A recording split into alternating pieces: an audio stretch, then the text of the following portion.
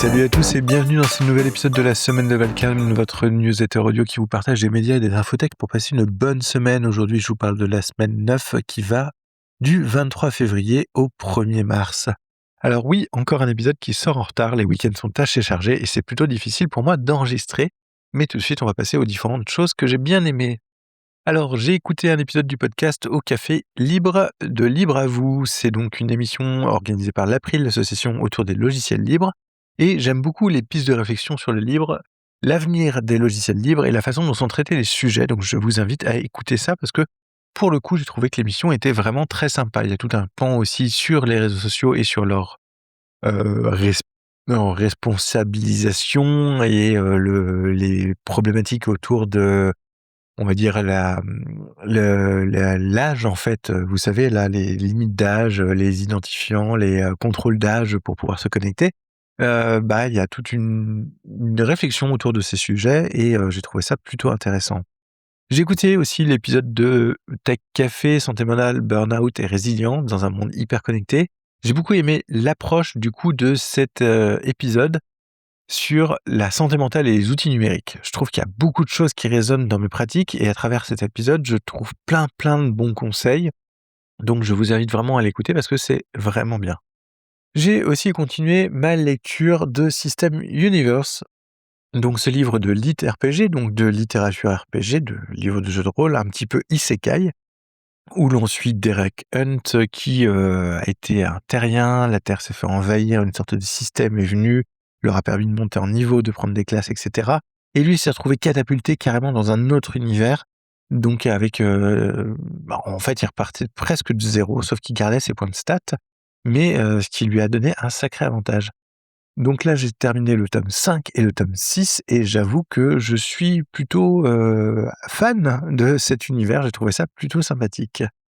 Donc là, on commence à voir se profiler des problématiques qui vont être les confrontations entre les différents systèmes, justement, qui tiennent les statistiques, les classes et tout ça, qui vont se profiler en fait dans les prochains tomes. J'ai vraiment bingé aussi The Rising of Shield Hero, donc c'est un animé de type isekai où une personne est invoquée dans un autre monde avec 3 autres personnages. Ils deviennent les 4 héros, mais bien sûr celui que l'on va suivre, c'est le héros au bouclier qui est plutôt mal aimé et qui va devoir faire pas mal d'efforts pour réussir à s'en sortir.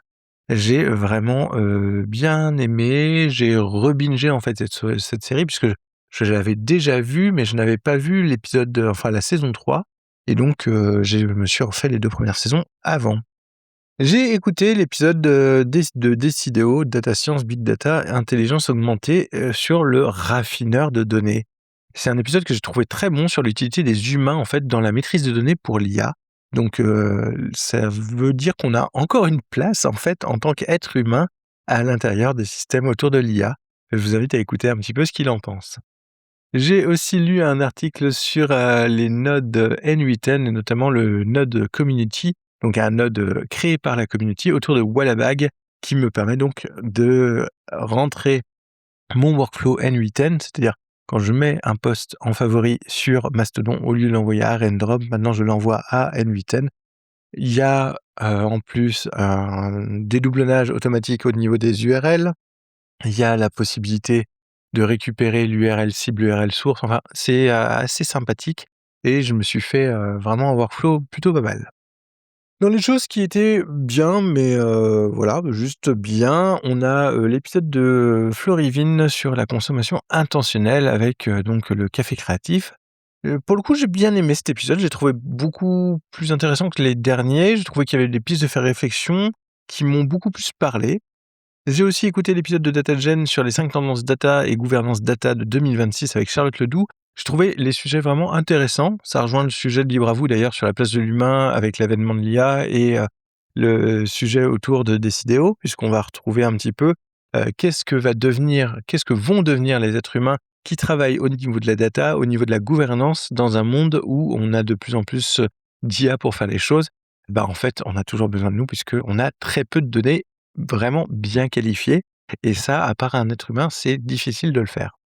J'ai vu aussi les épisodes de Desert Punk et de Hell Paradise qui sont sortis récemment. J'ai bien aimé, c'était sympa. J'ai, écouté par contre un épisode où j'étais pas vraiment super fan, c'est l'épisode SaaS Apocalypse du podcast, Silicon Carnet. Alors, je suis pas fan parce que je trouve que le podcast présente vraiment des trucs genre fric, fric, fric, fric. C'est intéressant d'avoir un point de vue qui est pour le coup, très, très libéraliste, très, très capitaliste, mais c'est pas vraiment ma tasse de thé, je dois bien avouer et en fait, à la fin, on se demande un petit peu si c'est un podcast qui va nous parler tech ou si c'est un podcast qui va nous parler d'investissement. Au final, c'est pas très, très clair quand même.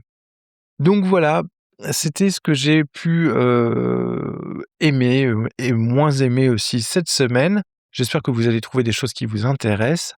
Encore désolé pour le retard, mais c'est vrai que c'est un peu compliqué en ce moment. Et sinon, bientôt je pense sortir un petit article pour faire un peu le point sur mon retour au papier pour tout ce qui est agenda et to-do list d'ailleurs, donc la petit lapsus, mais j'ai un peu laissé tomber Todoist, l'application de to-do list et sinon je pense aussi, vous publier peut-être un petit peu le workflow que j'ai fait entre Mastodon et Wallabag, le tout étant bien sûr en auto-hébergé et c'est plutôt sympathique. Voilà, sur ce, je vous souhaite une excellente semaine et je vous dis à la semaine prochaine. Allez, salut!